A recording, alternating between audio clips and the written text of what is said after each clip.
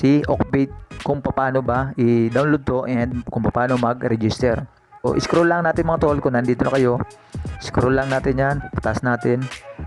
So, yan yung makita natin mga laro nyo, slot, casino, poker, sport, fishing. Kung sa kayo gusto maglaro, kiklik nyo lang yung mga tol. So, scroll lang natin, hanggang baba, makikita natin yung download dyan. So, yan, click lang natin yung download. So, once na na-click nyo yan, antayin nyo lang yung ma-download, then register. So, ngayon is magsa-sign up naman tayo. So yun, kailangan lang natin din maglagay ng username. Basta yung username nyo, lagyan nyo number sa dulo. Then password. Ang lagay nyo dito password is pwedeng malaki yung una, maliit na yung dulo. Ay yung gitna, dulo is number yung ilalagay nyo.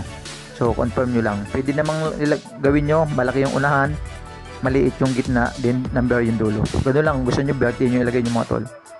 Para hindi nyo nalilimutan. Kaya ang gagawin nyo, kung nakomplete nyo na yan, click nyo lang tong agree. Once na blue na yan, click nyo yung sign up. So yun, napunta na tayo sa login, no? Maglalagin na tayo. Click natin tong login. So click natin tong account. Click natin yung login. So yan, naka-login na tayo mga tol. Successful login. Click natin yung slot. Ito yung mga paborito nating laruin mga tol. So yan. Kung maglalaro kayo at mga first time pala kayo mga tol, dito na kayo sa Jilly lagi pupunta. I-click nyo yung Jilly na yan. Sa mga slot machine, halos lahat yan mga tol. Napagandang laruin. So ngayon, tuturo ko naman sa inyo mga tol kung paano ba mag cash in dito and cash out. Click nyo lang natin yung me. Click nyo yung deposit.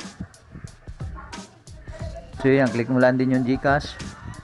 100 yung minimum cash in nila and 100 din yung cash out, minimum cash out nila.